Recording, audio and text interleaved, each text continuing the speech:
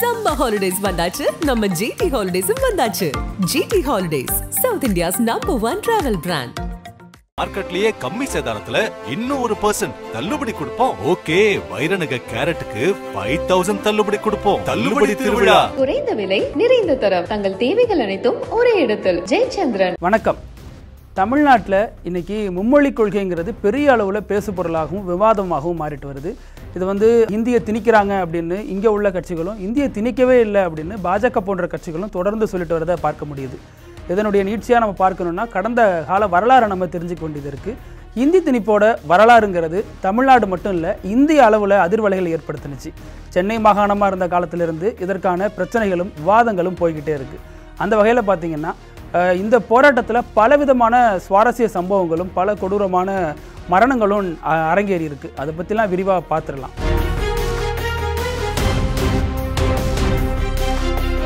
1918-20 காலகட்டங்களில் இந்தியா விடுதலை பெறறதுக்காக ஒரு போராட்டத்தை முன்னெடுத்துகிட்டே வருது. காந்தி, நேரு போன்ற தலைவர்கள்லாம் அதில் தீவிரமாக செயல்பட்டு வராங்க. அந்த வகையில் 1918 காலகட்டங்கள்லாம் இந்திய பயிற்றுவிக்கணும் அப்படிங்கிற வகையில் பல பிரச்சாரங்கள் முன்னெடுக்கப்படுது இல்லையா. அதில் நம்ம தேசப்பிதா காந்தி அவருடைய ஸ்டேட்மெண்ட் தான் மிக முக்கியமாக பார்க்கப்படுது. அவர் என்னென்னா, அந்த வடக்கு கிழக்குங்கிற பிரிவினை இருக்கக்கூடாது, இங்கே எல்லா மக்களும் ஹிந்தி பேசணும் அப்படிங்கிறதுல உறுதியாக இருந்தார். அதன் தொடர்பான பிரச்சாரங்களையும் முன்னெடுத்துட்டு வந்தார். இங்கே ஹிந்தி பிரச்சார சபா வரைக்கும் அவர் பேசியிருக்காரு. அவர் கொடுக்கப்பட்ட கடிதங்கள் ஆங்கிலத்தில் இருந்தது கூட அப்போதைக்கு பேசுபொருளாக மாறினுச்சு. தமிழ்நாடுங்கிறத தாண்டி அப்போ சென்னை மாகாணமே கிட்டத்தட்ட ஹிந்திக்கு எதிரான ஒரு மனநிலையில் ரொம்ப தீவிரமாக இருந்ததையும் பார்க்க முடியும். அப்படி பார்த்தீங்கன்னா காந்தியை பொறுத்த வரைக்கும் என்னென்னா, இங்கே இருக்கக்கூடிய தமிழர்கள், தெலுங்கர்கள், கன்னடர்கள், மலையாளர்கள் இவங்க எல்லாரையும் சிறுபான்மை திராவிட குழுக்கள் அப்படின்னு சொல்லுவார். அவங்க ஹிந்தி கற்றுங்க, அதற்கு மாற்றா இங்கே இருக்கக்கூடிய மொழியெல்லாம் வடக்கில் பேசணும்னு நினைக்காதீங்க அப்படின்னு காந்தி வெளிப்படையாக சொன்ன ஸ்டேட்மெண்ட்டும் வரலாற்றில் இடம்பெற்றிருக்கு. இதன் நீட்சியாக பார்த்தீங்கன்னா காந்தி மத சிறுபான்மையினருக்கு ஆதரவாக இருந்ததையும், மொழி சிறுபான்மையினர்களுக்கு எதிராக சில ஸ்டேட்மெண்ட் விட்டதையும் வரலாற்றில் வினோதமான ஒன்றாவே பார்க்க முடியுது.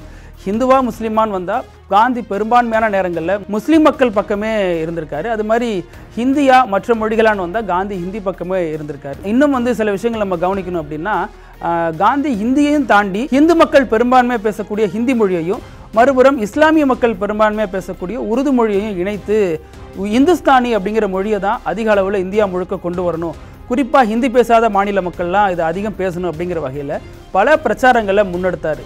இதனுடைய நீட்சியாக தான் அப்போ ஹிந்தி பேசணும் அப்படிங்கிற ஒரு இது தேசிய அளவில் பேசப்பட்டுச்சு. அதற்கு காரணமாக இந்திய விடுதலை சொல்லப்பட்டுச்சு. இந்திய மக்களை ஒருங்கிணைச்சு பிரிட்டிஷ்காரங்களுக்கு எதிராக போராடக்கூடிய ஒரு ஆயுதமாக இந்த மொழி இருக்கும், அதற்காக எல்லாரும் ஒரே அணியில் திரளணும் அப்படிங்கிறதுக்காக தான் இந்த இந்துஸ்தானி அல்லது ஹிந்தியை காந்தி முன்மொழிந்தார் அப்படிங்கிற வாதங்களும் இருக்குது. இதில் 1938 காலகட்டங்களில் ராஜாஜி சென்னையோடைய பிரீமியராக வந்தார். அவர் கொண்டு வந்த ஒரு சட்டம் தான் ஹிந்தி கட்டாய பாடம் அப்படிங்கிற ஒரு உத்தரவு. இது பெரிய அளவில் சர்ச்சையானுச்சு, பெரிய அளவில் தமிழகத்தில் கொந்தளிப்பை ஏற்படுத்தினுச்சு. பல கட்சிகளும் பல தலைவர்களும் போராட்டத்தில் ஈடுபட்டாங்க. தமிழ் அறிஞர்கள், பெரியார், இந்த மாதிரி பல தலைவர்களை நம்ம குறிப்பிட முடியும். இந்த போராட்டம் பெரிய அளவில் போயிட்டு இருக்கிறப்ப தான் இங்கே சென்னை பெரம்பூரை சேர்ந்த நடராசன் அப்படிங்கிறவரும், கும்பகோணத்தை சேர்ந்த தாளமுத்து அப்படிங்கிறவங்களும் சிறையில் அடைக்கப்பட்டு அதற்கு பின்னால் சிறையில் இருந்தபடியே இறந்து போனாங்க. சென்னை பெரம்பூரை சேர்ந்த நடராஜன் அடிப்படையில் ஒரு தாழ்த்தப்பட்ட சமூகத்தை சேர்ந்தவர். தமிழ்மொழி மீது கொண்ட அதீத ஆர்வத்தின் காரணமாக அந்த போராட்டத்தில் ஈடுபட்டு சிறையில் அடைக்கப்பட்டிருந்தார். சிறையில் அடைக்கப்பட்டவர்கிட்ட அரசு அதிகாரிகள் நீ மன்னிப்பு கடிதம் எழுதி கொடுத்தா உன்னை விட்டுருவோம் அப்படின்னு சொன்னாலுமே அது முடியாது அப்படின்னு சொன்னார். அதே நேரம் தீராத வயிற்று வலியால் அவதிப்பட்டார், மருத்துவமனையில் சேர்க்கப்பட்டார், உயிரிழந்தார் அப்படிங்கிற தகவல் சொல்லப்படுது. மறுபுறம் கும்பகோணத்தை சேர்ந்த தாளமுத்து அப்படிங்கிறவர், இவரும் இதே மாதிரி சிறையில் அடைக்கப்பட்டிருந்தார். அடுத்து அவர் உடல்நிலை சரியில்லாமல் இறந்தாருன்னு சொல்லப்பட்டாலும் அவர் கையில் கயிறுகள் இருக்கப்பட்டதற்கான தடயங்கள்லாம் இருந்துச்சு. ஸோ போலீஸ் டார்ச்சர் பண்ணி அவரை கொண்டிருக்காங்க அப்படிங்கிற விதமான பேச்சுகளும் அப்படிங்கிற விதமான ஆதாரங்களும் வெளியில் வந்ததுக்கப்புறம் தமிழகமே பத்தி இருந்துச்சுன்னு தான் சொல்லணும். அந்த அளவுக்கு பரபரப்பாக ஆயிடுச்சு. அதுக்கப்புறம் எல்லா தலைவர்களும் எல்லா மக்களுமே திரண்டு போராட்டத்தில் ஈடுபட்டாங்க. இது மிகப்பெரிய அளவில் பிரச்சனையாகிட்டு இருக்கிறப்ப ராஜாஜி கொடுக்கக்கூடிய ஸ்டேட்மெண்ட்டுங்கிறது இன்னும் எரியிற நெருப்பில் எண்ணெய் ஊற்றுற மாதிரி தான் இருந்துச்சு. இவர்களுடைய மரணத்தை அவர் பெரிய அளவில் எடுத்துக்காமல் ஜஸ்ட் லைக் தட்டாக கடந்து போனது தான் மக்களை மேலும் கொதிப்படைய செஞ்சிச்சு. ஆனால் அந்த காலகட்டங்களில் நல்வாய்ப்பாக 2ஆம் உலகப் போர் நடந்துகிட்டு இருந்த சமயத்தில் இந்தியாவின் வைஸ்ராயாக இருந்தவர் இந்தியாவை கன்சல்ட் பண்ணாமல், இந்திய தலைவர்களை கேட்காமலேயே 2ஆம் உலகப் போரில் இந்தியா ஈடுபடணும் அப்படின்னு ஒரு ஸ்டேட்மெண்ட் சொல்கிறார். இதற்கு எதிர்ப்பு தெரிவித்து பல மாநிலத்தில் இருக்கக்கூடிய முதல்வர்களும் பதவி இறங்குறாங்க. அதாவது பதவியை ராஜினாமா பண்ணுறாங்க. அதன் நீட்சியாக தான் ராஜாஜியும் பதவியை ராஜினாமா பண்ணுறாரு. அதோட இந்த முதல் மொழிப்போருங்கிறது நிறைவுக்கு வருது. ராஜாஜி ராஜினாமா பண்ணுறதுனால அந்த ஹிந்தி திணிப்பு பாடத்திட்டமும் பின்வாங்கப்படுது. இப்படி தான் 1938 கொண்டு வரப்பட்ட முதல் இந்தி திணிப்புக்கான ஒரு போராட்டம் முடிவுக்கு வருது. அதே மாதிரி அடுத்த கட்டமாக தமிழ்நாட்டில் 1948 ஓமந்தூரார், அதாவது ஓமந்தூர் ராமசாமி ரெட்டியார் அவர் தலைமையிலான ஆட்சி நடைபெற்று வந்துச்சு. காங்கிரஸ் ஆட்சி தான். அந்த காங்கிரஸ் ஆட்சி இவர் சிஎம்மாக கொண்டு வரணும்னு ராஜாஜியும் காமராஜரும் முடிவு பண்ணப்போ அவர் வேண்டாம், எனக்கு இதெல்லாம் தேவையில்லை அப்படின்னு சொன்னாலுமே ரமண மகரிஷியை கேட்டுட்டு நான் முடிவெடுப்பேன் அப்படின்னு சொன்னார். அதை நீட்சியாக ரமண மகரிஷி உத்தரவு கொடுத்ததன் அடிப்படையில் அவர் முதல்வராக தேர்ந்தெடுக்கப்பட்டார். ஒரு 2 வருடம் முதல்வராக அவர் ஆட்சி பண்ணியிருந்தாலும் மிக நேர்த்தியான ஒரு ஆட்சியை கொடுத்தாரு அப்படின்னு தான் சொல்லப்படுது. கிட்டத்தட்ட நேர்மையான ஒரு ஆட்சி. அதே மாதிரி ஆதி திராவிட நலத்துறையோட தந்தை அப்படிங்கிற பெயரும் அவருக்கு இருக்குது. அது மாதிரி இந்து சமய அறநிலையத்துறையை உருவாக்கினார் அப்படிங்கிறதாகட்டும், தேவதாசி ஒழிப்பு முறை சட்டம் கொண்டு வந்தார் அப்படிங்கிறதாகட்டும், இப்படின்னு அவருக்கு பல நல்ல பேர்கள் இருந்தாலும் அவர் காலகட்டங்களில் இன்றளவும் சொல்லப்படுற ஒரு கருப்பு சம்பவமாக இருக்கிறது இந்த இந்தி திணிப்பு சம்பவம் தான். அதாவது அவரது ஆட்சி காலத்தில் தான் மும்மொழி திட்டம்ங்கிற ஸ்டைலில் தான் கிட்டத்தட்ட கொண்டு வரப்பட்டுச்சு. முதல்ல அவர் என்ன சொன்னார்னா, ஹிந்தி விருப்ப பாடமாக தேர்ந்தெடுத்துங்க அப்படின்னு சொன்னார். அதுக்கப்புறம் ஹிந்தி கட்டாய பாடமாக இருக்கட்டும் அப்படின்னு உத்தரவு மாற்றிலாம் வந்துச்சு. அதற்கப்புறம் தமிழகத்தில் மீண்டும் ஒரு மொழிப்போருங்கிற அடிப்படையில் மாணவர்களும் தலைவர்களும் ஒன்று சேர்ந்து போராட்டத்தில் இறங்கினாங்க. இது அவரது அமைச்சரவையில் இருந்த கல்வி அமைச்சர் அவினாசி லிங்கம் தான் அந்த சட்டத்தெல்லாம் முன்மொழிந்தார். அதற்கப்புறம் தான் அந்த பிரச்சனைகள்லாம் ஏற்பட்டுச்சு. போன போராட்டத்தில் கிட்டத்தட்ட 150க்கும் நாள், அதாவது 1938 நடந்த முதல் இந்திய எதிர்ப்பு போராட்டத்தில் 150 நாளுக்கு மேலே பெரியார் சிறையில் இருந்தார். இந்த போராட்டத்திலையும் பெரியார், அண்ணா போன்றவர்கள் மிக தீவிரமான போராட்டத்தை முன்னெடுத்தாங்க. ஆனாலுமே இந்த காலகட்டங்களில் தான் திமுக உதயமாகிறது. திகாவிலேருந்து பிரிஞ்சு திமுக உதயமாகிறது. இந்த மாதிரி ஒரு சிக்கலான நேரத்தில் ஒரு பிரிவினை ஏற்படுது அப்படின்னு சொல்லப்பட்ட நேரத்திலையுமே இந்திய எதிர்ப்புக்கு எதிராக திமுக ரெண்டுமே இரட்டைக்குழல் துப்பாக்கியாக இருக்கும் அப்படின்னு சொல்லப்பட்டுச்சு. அதை நீட்சியாக தான் பெரியாரும் அண்ணாவும் பல்வேறு இடங்களில் இந்தி மொழி திணிப்புக்கு எதிரான போராட்டத்தில் ஈடுபட்டாங்க. இதில் அண்ணா சொன்ன ஒரு வாக்கியம் தான் மிகவும் புகழ்பெற்ற ஒன்றா மாறினுச்சு. அண்ணா என்ன சொன்னாரா, இன்றைக்கி என்ன சொல்கிறாங்களோ அதே மாதிரியான ஸ்டேட்மெண்ட்டு அப்போயோ சொல்லப்பட்டுச்சு. இதில் ஹிந்தி தவிர வேறு மொழியும் படிக்கலான்னு சொல்கிறாங்க, ஆனால் ஹிந்தி மொழிக்கு தான் இங்கே ஆசிரியர்கள் அதிகமாக இருக்காங்க, அதனால் இது மறைமுக ஹிந்தி திணிப்பு அப்படின்னு இன்றைக்கி என்ன வாதங்களை திமுக போன்ற இயக்கங்கள் முன்வைக்கதோ அதே வாதத்தை தான் அன்னைக்கும் முன்வைக்கப்பட்டுச்சு. அதை நீட்சியாக இன்னொரு ஸ்டேட்மெண்ட்டு அண்ணா சொன்னார். முதல்ல ஹிந்தி தமிழ் அப்படின்னு சொல்லுவாங்க, அடுத்து தமிழ் ஹிந்தின்னு சொல்லுவாங்க, அதற்கப்புறம் ஹிந்தி மட்டும்தான்னு சொல்லுவாங்க, இதுதான் மேலிடத்தின் வேலை திட்டம் அப்படின்னு அண்ணா சொன்னார். அதே ஸ்டாண்டில் தான் இன்னைய வரைக்கும் திமுக இருக்கிறத பார்க்க முடியுது. இந்த நேரத்தில் தொடர்ந்து வந்தக்கூடிய எதிர்ப்பின் காரணமாக வேறு வழி இல்லாமல் அரசு இதில் பின்வாங்குற நிலைக்கு தள்ளப்பட்டுச்சு. அதை நீட்சியாக கல்வி அமைச்சராக இருந்த அவினாசி லிங்கம் தனது பதவியை ராஜினாமா பண்ணார். இவருக்கு அடுத்து வந்த கல்வி அமைச்சர் மாதவ மேனன் மறுபடியும் இந்தி திணிப்பை கொண்டு வர முற்பட்டார். ஹிந்தி கட்டாய பாடம் அப்படிங்கிறத சொன்னார். இருந்தாலும் மறுபடியும் எதிர்ப்பு எழவே அதை பின்வாங்கிக்கிட்டதும் வரலாறு. 1948 ஓமந்தூரார் ஆட்சியில் நடந்த இந்த இந்தி திணிப்புக்கு எதிரான போராட்டம் இத்தோட நிறைவுக்கு வருது. மீண்டும் 1952 ஹிந்தி மொழி திணிப்புக்கு எதிராக தமிழக கட்சிகள் போராட தூண்டப்பட்டன அப்படிதான் சொல்லணும். ஏன்னா அந்த காலகட்டங்களில் மத்திய அரசு 17வது சட்டப்பிரிவு படி ஹிந்தியை வளர்க்கணும் அப்படிங்கிற ஒரு திட்டத்தோடு வந்துச்சு. அதை நீட்சியாக ரயில் நிலையங்களில் இந்தி எழுத்துக்களால் அந்த ஸ்டேஷன் குறிப்பிடப்பட்டுச்சு. இது பெரிய அளவில் தமிழ்நாட்டு கட்சிகளை போராட தூண்டியது. அதை நீட்சியாக திமுக போன்ற கட்சிகள்லாம் தார் டப்பாவோட போயிட்டு அங்கே இருக்கக்கூடிய ஹிந்தி எழுத்துக்களை அழிச்சாங்க. அதற்கு நேரெதிராக காங்கிரஸ் போன்ற கட்சிகள் என்ன பண்ணாங்க, மண்ணெண்ணையோட போயிட்டு அதில் அழிக்கப்பட்டிருந்த ஹிந்தி எழுத்துக்களை மண்ணெண்ணை ஊற்றி அதை மறுபடியும் மீட்டுருவாக்கம் பண்ணாங்க. ஸோ இப்படி இருக்கும்பொழுது தான் இதில் மாப்போசி, எல்லை காத்த வீரர், சிலம்பு செல்வர்னு பல புகழ்களுக்கு சொந்தக்காரர், தமிழ் அறிஞர், அவர் இதில் வேறு ஒரு ஸ்டாண்ட் எடுத்தது சர்ச்சைக்குரிய வகையிலையும் வினோதமாகவும் பார்க்கப்பட்டுச்சு. அவர் இந்த மண்ணெண்ணை பூசி அழித்ததில் அவரும் ஒரு நபராக அறியப்பட்டார். தமிழரசு கழகத்தினுடைய தலைவராக இருந்தவர் இந்த வேலையில் இறங்குறாருன்னு சொல்லிட்டு பலரும் அவருக்கு எதிரான விமர்சனங்களை முன் வச்சாங்க. அப்போ ராஜாஜியோட கைத்தடியாக அவர் செயல்படுறாருங்கிற விமர்சனங்களும் வந்துச்சு. ராஜாஜியோட சிஷ்யன் அப்படிங்கிற வகையில் தான் மாப்போசி அறியப்பட்டாலும் இதில் தமிழுக்கு எதிரான நிலைப்பாடு எடுத்துட்டாரு அப்படின்னு சொல்லப்பட்டுச்சு.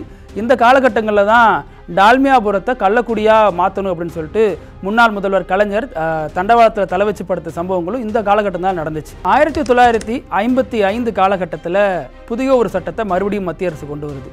இந்தியாவின் ஆட்சி மொழி ஆணையம். அதில் கிட்டத்தட்ட 21 பேர் உறுப்பினராக இருந்தாங்க. அவங்க கொடுத்த பரிந்துரைகள் தான் பெரிய அளவில் கொந்தளிப்பு ஏற்படுத்துனுச்சு. இது இந்திய அரசு மறுபடியும் மறைமுகமாக இந்தி திணிப்பு வேலையில் இறங்குறதா தமிழகம் போன்ற அரசுகளும் தமிழகத்தில் இருக்கக்கூடிய கட்சிகளும் சந்தேகப்பட்டன. அது நீட்சியாக என்ன அப்படின்னா, ஹிந்தி படிக்காமல் இருக்கிறதே ஒரு தண்டனை அப்படிங்கிற அடிப்படையில் சொல்லப்பட்டிருந்துச்சு. மத்திய அரசுக்கு ஒருத்தர் பணிக்கு போகணும் அப்படின்னா அவருக்கு ஹிந்தி கட்டாயம் தெரிஞ்சிருக்கணும். ஹிந்தி பேசாத மாநிலங்கள்லேருந்து ஒருத்தர் மத்திய அரசு பணியில் இருந்தார் அப்படின்னாலும் அவர் ஹிந்தி படிச்சுக்கணும் அப்படிங்கிற மாதிரியான சட்டங்கள்லாம் இருந்துச்சு. அதற்கு எதிராக தமிழகத்தில் கடுமையான போராட்டங்கள்லாம் வெடிச்சிச்சு. அந்த காலகட்டங்களில் தான் மொழி வழி மாநிலங்களாக தமிழகம், கேரளா, கர்நாடகா போன்ற மாநிலங்கள்லாம் தனித்தனியாக பிரிஞ்சிருந்துச்சு. இருந்தாலும் தமிழ்நாட்டில் ஹிந்தி மொழி திணிப்புக்கு எதிரான அந்த ஒரு உணர்வுங்கிறது அப்படியே இருந்துச்சு. அதை வந்து திமுக போன்ற இயக்கங்கள் தொடர்ந்து பாதுகாத்துட்டே வந்தாங்க அப்படின்னு தான் சொல்லணும். இந்த பிரச்சனை விஸ்வரூபம் எடுக்கிறப்ப தான் நேரு வந்து நாடாளுமன்றத்தில் ஒரு முக்கியமான வாக்குறுதியை கொடுத்தாரு. அது என்ன அப்படின்னா, ஹிந்தி பேசாத மக்கள் விரும்புகிற வரைக்கும் அவங்க மாநிலங்களில் ஹிந்தி மொழி திணிக்கப்படாது, அதற்கு பதிலாக தொடர்பு மொழியாக ஆங்கிலமே நீடிக்கும் அப்படின்னு நேரு ஒரு வரலாற்று முக்கியத்துவம் வாய்ந்த ஒரு வாக்குறுதியை கொடுத்தாரு. அதுதான் இன்றளவுக்கும் தமிழ்நாட்டில் எப்போ ஹிந்தி மொழி திணிச்சாலும் அதுதான் எடுத்துக்காட்டாக பேசப்பட்டு வருது. அடுத்து 1960 காலகட்டங்களில் இந்தியாவின் ஜனாதிபதியாக இருந்த ராஜேந்திர பிரசாத் ஒரு முக்கியமான ஒரு ஆணையை வெளியிட்டார். அது என்னென்னா, வரவிருக்கக்கூடிய அதாவது 5 ஆண்டுகளுக்கு பிறகு 1965 முதல் இந்தியாவின் ஆட்சி மொழியாக ஹிந்தியே இருக்கும் அப்படின்னு ஒரு ஆணையை பிறப்பித்தார். இது ஏற்கனவே நீர் பூத்த நெருப்பா தமிழகத்தில் கொந்தளிச்சிட்டு இருக்கிற மக்கள் மத்தியில், அரசியல் கட்சிகள் மத்தியில் இந்த ஆணைங்கிறது பெரிய ஒரு அதிர்வலைகளை ஏற்படுத்தினுச்சு. மீண்டும் தமிழகம் போராட்டத்தில் இறங்குனுச்சு. இந்த முறை என்னென்னா, கட்சி தலைவர்களை தாண்டி மாணவர்கள், கல்லூரி மாணவர்கள், பள்ளி மாணவர்கள் பெருந்திரளான போராட்டத்தில் ஈடுபட்டாங்க. அதில் என்னென்னா, இந்த காலகட்டங்களில் தான் வந்து குலக்கல்வி திட்டத்தினால ராஜாஜிக்கு எதிர்ப்பு எழுந்ததன் அடிப்படையில் காமராஜர் முதல்வராக தேர்ந்தெடுக்கப்படுறாரு. இப்படி பல அரசியல் மாற்றங்களும் இந்த காலகட்டங்களில் நடக்குது. இந்த 60ல் தான் வந்து காமராஜர் ஒரு எச்சரிக்கை விட்டதாக செய்திகளும் வெளியானுச்சு. துப்பாக்கி இருக்குது, துப்பாக்கியில் தோட்டாவும் இருக்குது, பார்த்து இருந்துக்கோங்க அப்படின்னு திமுகவை எச்சரித்ததாக செய்திகள் சொல்லப்பட்டுச்சு. அதற்கு பதிலாக அண்ணா என்ன சொல்கிறாருன்னா, முன்னாடி மாதிரி இல்லை, இப்போ திமுகவில் 3300 கிளைகள் இருக்குது, 3 லட்சத்துக்கும் மேலான தொண்டர்கள் இருக்காங்க, உயிர் தியாகம் செய்ய தயாராக இருக்கும் அப்படிங்கிற வகையில் அண்ணாவும் ஒரு பதில் கொடுத்தாரு. இது தமிழக அரசியல் களத்தில் பெரிய அளவில் அதிர்வலைகளை ஏற்படுத்திக்கிட்டே இருந்துச்சு. இந்த போராட்டத்தில் தான் இதுவரைக்கும் நடந்த போராட்டங்களில் மரணங்கிறது சிறைகளில் நடந்துச்சு. அதனுடைய கொந்தளிப்பாக, அதனுடைய தீவிரத்தின் காரணமாக மக்கள் இறங்கி போராட வந்தாங்க. இப்போ தனிநபராக திருச்சி மாவட்டத்தை சேர்ந்த கீழப்பழுவூர் சின்னசாமிங்கிறவர் தற்கொலை செய்து கொண்டார். ஒரு ரயில்வே ஸ்டேஷனில் மண்ணெண்ணெய் ஊற்றி தற்கொலை செஞ்சுக்கிட்டாரு. இந்த விவகாரங்கிறது பெரிய அளவில் இந்த போராட்டத்தை அடுத்த கட்டத்துக்கு நகர்த்திட்டு போணுச்சு. குறிப்பாக மாணவர்கள் இந்த போராட்டத்துக்குள்ளே வர்றதுக்கு சின்னசாமியினுடைய மரணமே காரணமாக அமைஞ்சிச்சு. இது வரைக்கும் வந்து 1938-48 காலகட்டங்களில் பாடப்புத்தகத்தில் இந்தியை திணிக்கிறாங்க அப்படிங்கிற சர்ச்சை இருந்துச்சு, அப்படிங்கிற பிரச்சனை பெரிய அளவில் பேசப்பட்டுச்சு. இந்த விவகாரத்தில் இந்தியாவினுடைய ஆட்சி மொழியை ஹிந்தியை கொண்டு வந்துட்டா மற்ற மாநில மொழிகள் பேசுகிற மக்களுக்கு என்ன மரியாதை கிடைக்கும், ஆட்சி சட்டத்தில் இருக்கக்கூடிய அத்தனை மொழிகளுக்கும் ஆட்சி மொழி அங்கீகாரம் கொடுங்க அப்படிங்கிறது பேசப்பட்டுச்சு. அதற்கான வாய்ப்பு இல்லைங்கிற அடிப்படையில் தான் திமுக மற்றும் இதர கட்சிகள் எல்லாமே கடுமையான போராட்டத்தில் தமிழகம் ஒரே குரலில் ஒழிச்சிச்சு. இப்படி போராட்டம் கொழுந்து விட்டு எரிஞ்சிட்டு இருந்த சமயத்தில் தான் நேரு 64ல் மரணம் அடைகிறார். அவருக்கு அடுத்து லால் பகதூர் சாஸ்திரி பிரதமராக வர்றாரு. லால் பகதூர் சாஸ்திரி இந்தியை திணிக்கிறதுல ரொம்ப தீவிரமாக செயல்பட்டார் அப்படிங்கிறதும் வரலாற்றில் பார்க்க முடியுது. இதில் என்ன ஒரு சுவாரஸ்யமான சம்பவம் அப்படின்னா, இதில் வந்து இது நாள் வரைக்கும் ஹிந்தி திணிப்புக்கு ஆதரவாக இருந்த ராஜாஜி இப்போ அணிமாறி அண்ணா பக்கத்தில் வராரு. அண்ணாவோடு இணைந்து கொண்டு இதில் வந்து ஹிந்தி மொழி திணிப்புக்கு எதிராக இருக்கிறாரு ராஜாஜி. இப்படி அரசியல் மாற்றங்கள் நடக்குது. அந்த பக்கம் பார்த்திங்கன்னா பெரியார் வந்து கொஞ்சம் ஸ்டாண்டு மாற்றுறாரு. என்னென்னா, இது ஹிந்தி மொழிக்கு எப்போவுமே, ஹிந்தி மொழி திணிப்புக்கு எப்போவுமே நான் வந்து எதிர்ப்பு தான். அதே சமயம் இது வந்து திமுக போன்ற கட்சிகள், ஏன்னா அப்போ திமுகவுக்கும் திகாவுக்குமான இடையிலான பிரச்சனைகள், அது மட்டும் இல்லாமல் பெரியார் தொடர்ந்து காமராஜரை ஆதரிச்சுட்டு வந்தார். அவர் ஆட்சியில் எந்த பிரச்சனையும் வந்துடக்கூடாதுங்கிற அடிப்படையில் இந்த விஷயத்தை லைட்டாக எடுத்துக்கிட்டாரு அப்படிங்கிற விமர்சனங்களும் உண்டு. நேர் எதிரான 2 தலைவர்கள் அணிமாறினது இந்த விஷயத்தை பொறுத்த வரைக்கும் வரலாற்றில் ஒரு பெரிய வினோதமான சம்பவமாகவே பார்க்கப்படுது. அதை நீட்சியாக ஜனவரி 26 அண்ணா வந்து துக்க நாள் அப்படின்னு அறிவிக்க முடிவெடுக்கிறாரு. இதற்கு முன்னாடி வந்து சுதந்திர தினத்தை இன்ப நாள்னு சொன்னான்னா இப்போ துக்க நாள்னு சொல்லாமா அப்படின்னு காங்கிரஸ் உள்ளிட்ட கட்சிகள்லாம் தொடர்ந்து கடுமையான எதிர்வினைகளை ஆற்றிக்கிட்டே வந்தாங்க. இந்த நேரத்தில் தான் வந்து மாணவர் போராட்டம் கட்டுக்கடங்காத விதத்தில் வளர தொடங்கியிருக்கு. இந்த காலகட்டங்களில் தான் வைகோ, விருதுநகர் சீனிவாசன், அதாவது பிற்காலங்களில் காமராஜரை தோற்கடித்தவர், இது மாதிரி பல தலைவர்கள், துரைமுருகன் போன்ற பல தலைவர்கள் வந்து இந்த காலகட்டங்களில் தான் இந்த மொழி போராட்டம் தான் அவங்கள அறிமுகப்படுத்தி வைக்குது. ஜனவரி 26 அண்ணா வந்து குடியரசு தினத்தை வந்து துக்க நாள்னு அறிவித்ததுனால ஜனவரி 25 பல தலைவர்களும், திமுக தலைவர்கள் பலரும் வந்து கைது செய்யப்பட்டு சிறையில் அடைக்கப்படுறாங்க. இதன் காரணமாக போராட்டம் முழுக்க மாணவர்கள் வசம் வந்து சேருது. மாணவர்கள் வந்து சிலர் வந்து போராட்டத்தை நியாயமாக நடத்த முற்பட்டாலும் போராட்டத்தில் பல குளறுபடிகள் ஏற்படுது. யார் தலைமை அப்படிங்கிற பிரச்சனை வருது, யார் வந்து மீடியா அட்டென்ஷன் அதிகம் வாங்குறாங்க அப்படிங்கிற பிரச்சனை வருது. இதெல்லாம் வந்து போராட்டத்தை நிலைகுலைய செய்யுது. இது வரைக்கும் மீடியாவும் பத்திரிகையும் வந்து மாணவர்கள் வந்து ஒரு ஹீரோ மாதிரி ஒரு இமேஜ் கொடுத்து அவங்கள வச்சு தொடர்ந்து எழுதிட்டு வந்த நிலையில் இப்போ போராட்டங்கள் எல்லாமே வெறுமனே ஒரு தீவிரவாத செயலாக காட்டப்பட்டுச்சு. மாணவர்கள் வந்து அங்கே போயிட்டு இது பண்ணுறாங்க, மோசமான செயலில் ஈடுபடுறாங்க, கல்லெறி தாக்குதல் பண்ணுறாங்க அப்படின்னா அவங்களை பற்றி நெகட்டிவான ஷேட்ஸ் வந்து தொடர்ந்து பத்திரிகையில் கொடுக்கப்பட்டே வந்துச்சு. இதனால் வந்து அடுத்து என்ன நடக்க போகுது அப்படிங்கிற உணர்ந்த அண்ணா வந்து வேணாம், இந்த பிரச்சனையை வந்து நீங்கள் விட்டுருங்க, நீங்கள் வந்து மத்திய அரசுக்கு ஒரு கவன ஈர்ப்பை கொண்டு வர நினச்சிங்க, அதன்படி மத்திய அரசு அதை பார்த்துருச்சு, இனிமேல் பெரியவங்களான எங்ககிட்ட இந்த போராட்டத்தை ஒப்படைச்சிருங்க, நாங்கள் பார்த்துக்கிறோம் அப்படின்னு அண்ணா சொன்னார். ஆனாலும் இது வந்து அண்ணாவுக்காக நடக்கிற போராட்டம் இல்லை, மொழிக்காக நடக்கிற போராட்டம் அப்படின்னு மாணவர்கள் தொடர்ந்து வந்து அண்ணா பேச்சையும் மறுத்து தொடர்ந்து போராட்டத்தில் ஈடுபட்டாங்க. ஆனால் பல்வேறு குழுக்களாக அங்கங்கே பிரிஞ்சிருந்து அவங்க ஒற்றுமையின்மையாக போராடினது வந்து அண்ணாவை பெரிய அளவில் கலக்கத்தில் ஆழ்த்துனுச்சு. அதன் ஒரு பகுதியாக இந்த காலகட்டங்களில் தற்கொலைகள் அப்படிங்கிறது அதிக அளவில் அதிகரிச்சுட்டே போணுச்சு. பலரும் வந்து தாய்மொழிக்காக உயிரை கொடுத்துட்டு தொடர்ந்து வந்து தற்கொலைகள் செய்தி வந்துகிட்டே இருந்துச்சு. இது அண்ணாவை கவலை ஏற்படுத்தினுச்சு. அதை அடுத்து அண்ணா வந்து ஒரு அறிக்கை கொடுத்தாரு, தயவு செஞ்சு இனிமேல் தற்கொலைகள் யாரும் பண்ணிக்க வேண்டாம் அப்படிங்கிற வகையில். ஆனாலும் வந்து அதை தாண்டி மொழி உணர்வு உள்ளவங்க அது நிறுத்தின பாடு இல்லை, அது மாதிரி இன்னொரு பக்கம் மாணவர்கள் போராட்டமும் நின்ன பாடு இல்லை. இதை வந்து போலீஸ் வந்து பெரிய அளவில் திட்டமிட்டு வராங்க, பெரிய அளவில் தாக்குதலுக்கு தயாராகிறாங்கிற அடிப்படையில் அண்ணா வந்து தொடர்ந்து சொல்லி மாணவர்கள்ட்ட ஒரு விதமான ஒரு சமாதான போக்கு ஏற்படுத்தின அடிப்படையில் 1965 இந்த இந்தி மொழி திணிப்புக்கு எதிரான போராட்டம் தற்காலிகமாக ஒத்திவைக்கப்பட்டுச்சு. இந்த நிலையில் 1967 நடந்த தேர்தலில் திமுக ஆட்சியை கைப்பற்றது. இதற்கான பெரிய காரணமாக சொல்லப்பட்டது இந்த இந்தி மொழி திணிப்புக்கு எதிரான போராட்டத்தில் திமுக மற்றும் அதன் தலைவர்கள் காட்டிய தீவிரமான முன்னெடுப்பு காரணமாக தான் ஆட்சியை கைப்பற்றிருக்காங்க அப்படின்னு சொல்லப்பட்டுச்சு. அதே நேரத்தில் மத்தியிலையும் லால் பகதூர் சாஸ்திரி மறைகிறாரு, அவருக்கு அடுத்து இந்திரா காந்தி அந்த பொறுப்புக்கு வராங்க. இந்த காலகட்டத்தில் தான் இந்திரா காந்தி ஒரு முக்கியமான சட்ட திருத்தத்தை பண்ணுறாங்க. அது என்னென்னா, ஆட்சி மொழி ஆணையத்தில் ஹிந்தி ஆட்சி மொழி அப்படிங்கிறதுக்கு பதிலாக ஆங்கிலமும் அதில் ஆட்சி மொழியாக இருக்கும் அப்படிங்கிற சட்ட திருத்தத்தை கொண்டு வராங்க. இது வந்து தமிழகம் அப்போவே சந்தேகப்பட்டு தொடர்ந்து குரல் கொடுத்துட்டு வந்துச்சு. என்ன சொன்னார் அண்ணா அப்படின்னா, இது எப்படி நீங்கள் ஆங்கிலத்துக்கு மட்டும் சட்ட திருத்தம் கொண்டு வரீங்க, இது சரியான ஒன்றா இருக்காது, ஹிந்திக்கு நிகராக எல்லா மொழிகளுக்கும் அந்த உரிமையை கொடுங்க, எல்லா மொழிகளும் ஆட்சி மொழின்னு சொல்லுங்கள் அப்படின்னு அண்ணா மீண்டும் வலியுறுத்தினார். ஆனாலும் அது வந்து கொண்டு வரல. அப்புறம் இதில் முக்கியமான விஷயமா என்ன சொல்லப்பட்டுச்சு அப்படின்னா, மும்மொழி திட்டம். அதையும் தமிழ்நாடு ஏற்கனவே எதிர்த்துக்கிட்டு இருந்துச்சு. இந்த நேரத்தில் மறுபடியும் அந்த ஒரு ஆணையத்தில் தான் இன்னொரு விஷயம் சொல்லப்பட்டுச்சு. அந்த ஆணைய சட்ட திருத்தத்தோட அடுத்த 2 விஷயங்கள் சொல்லப்பட்டுச்சு. ஒன்று மும்மொழி திட்டம், இன்னொன்று மத்திய அரசு பணியில் சேர்றவங்களுக்கு ஆரம்ப கட்டத்தில் ஹிந்தி தெரிய வேண்டிய அவசியம் இல்லை அப்படின்னு சொன்னாங்க. அப்போ ஆரம்ப கட்டத்தில் தெரியலைன்னா பிற்காலங்கள் ஹிந்தி கட்டாயமா அப்படிங்கிற கேள்வி வந்து தமிழ்நாட்டு இளைஞர்களை உசுப்பி விட்டுச்சு. அதன் நீட்சியாக தமிழகத்தில் மீண்டும் வந்து ஹிந்தி திணிப்புக்கு எதிரான போராட்டம் வெடிச்சிச்சு. இதில் ஒரு பகுதியாக அப்போதைக்கு முதல்வராக இருந்த அண்ணா வந்து மும்மொழி கொள்கை இங்கே வேலையே கிடையாது, ஹிந்தியை நாங்கள் உள்ளே அனுமதிக்கவே மாட்டோம், தமிழ் ஆங்கிலம் மட்டும்தான், இந்த இருமொழி கொள்கை மட்டும்தான் தமிழக அரசோட கொள்கை அப்படின்னு சட்டமன்றத்தில் ஒருமனதாக தீர்மானம் நிறைவேற்றினார். இதற்கு வந்து கடுமையான எதிர்ப்புகள் வந்துச்சு. அண்ணாவுடைய ஆட்சியே பறிபோக போகுது, விரைவில் வந்து அண்ணா கைது செய்யப்படுவார் அப்படின்னு பல செய்திகள் சொல்லப்பட்டுச்சு. அதற்கு அண்ணா பதில் கொடுத்தார், கைதானாலும் பரவாயில்ல, ஆட்சி போனாலும் பரவாயில்ல, எங்களால் இது முடிஞ்சதை நாங்கள் செஞ்சுருக்கோம், இனிமே செய்ய வேண்டியது மத்திய அரசு கையில் இருக்குது அப்படின்னு சொன்னார். இந்த நிலையில் வந்து தமிழகத்தில் ஒரு சென்னை ரயில்வே ஸ்டேஷனில் மாணவர்கள் வந்து தீ வச்சு எரிச்சு மத்திய அரசுக்கு எதிரான ஒரு எதிர்ப்பை காட்டுறதா முடிவு பண்ணியிருந்தாங்க. இந்த தகவல் அப்போதைக்கு பொதுப்பணித்துறை அமைச்சராக இருந்த முன்னாள் தமிழக முதல்வராக இருந்த கலைஞருக்கு தெரிய வருது. அவர் அந்த செய்தியை போயிட்டு அந்த மாணவர்கள்ட்ட போய் பகிர்ந்துக்கிறார். இப்போ தான் வந்து திமுக ஆட்சியில் வந்திருக்கு, நீங்கள் எது பண்ணாலும் அது திமுகவுக்கு எதிரான ஒரு நகர்வாக தான் மத்திய அரசு பார்க்கும், அதை நீட்சியாக ஆட்சியை கலைக்கிறதுக்கான அபாயமும் இருக்குது அப்படிங்கிற வகையில் அந்த மாணவர்களோட தொடர்ந்து பேசி அவங்களோட சமாதானம் பேசி தொடர்ந்து ஒரு முடிவுக்கு வர்றாரு. அதை நீட்சியாக அந்த மாணவர்கள் அங்கிருந்து கலந்து செல்கிறாங்க. இந்த காலகட்டத்தில் 1969 அண்ணாவும் மறைகிறாரு. அதற்கடுத்து இந்த போராட்டங்களை தமிழக முதல்வராக இருந்த கலைஞரும் அவரது சகாக்களும் தொடர்ந்து முன்னெடுத்துட்டு போயிட்டே இருக்காங்க. ஸோ இந்த மாதிரி காலகட்டங்கள் போயிட்டு இருக்கப்போ தான் 1978 பல கட்சிகளை உள்ளடக்கி மத்தியில் ஜனதா கட்சிங்கிற பேரில் மொரார்ஜி தேசாய் பிரதமராக வராரு. அவருக்கு நீண்ட காலமாகவே இந்த இந்தி திணிப்பில் ஒரு ஆர்வம் இருந்துகிட்டே இருந்திருக்கு. அதன் நீட்சியாக தான் வந்து மத்திய அரசு அதிகாரிகள் எல்லாருக்கும் இந்தி கட்டாயம் தெரியணும் அப்படிங்கிற வகையில் ஒரு சட்டத்தை கொண்டு வராரு.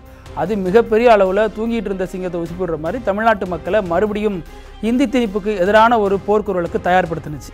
இந்த நேரத்தில் மொரார்ஜி தேசாய்க்கு எதிராக தமிழகம் மீண்டும் கிளர்ந்து எழுந்துருச்சு. இந்த காலகட்டங்களில் வந்து அண்ணா இல்லை, இது மாதிரி பல பிரச்சனைகள் இருந்தாலும் திமுக இந்த போராட்டத்தை தொடர்ந்து முன்னெடுத்துகிட்டே போணுச்சு.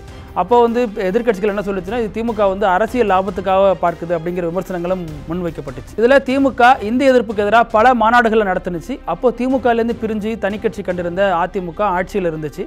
அப்போது எம்ஜிஆர் சார்பாக ஒரு மாநாடுலாம் நடத்தப்பட்டுச்சு. அதில் முதல்ல வந்து அதுவுமே சர்ச்சையானுச்சு. அதில் என்ன சொன்னாங்கன்னா, முதல்ல வந்து அந்த மாநாடு பேர் இந்தி திணிப்புக்கு எதிர்ப்பான மாநாடு அப்படின்னு வச்சாங்க. அப்புறம் வீரவணக்க மாநாடு அப்படின்லாம் டைட்டில் மாற்றினாங்க. இது மொரார்ஜி தேசாய்க்கு எம்ஜிஆர் அடிபணிச்சிட்டாரு அப்படிங்கிற விமர்சனங்கள்லாம் அந்த காலகட்டத்தில் சொல்லப்பட்டுச்சு. அதுக்கடுத்து எப்பவுமே மத்தியில் எந்த ஆட்சி இருந்தாலும் அதிமுக அவங்களோட உடன்பட்டு தான் போகும் அப்படிங்கிற வகையிலும் சொல்லப்பட்டுச்சு.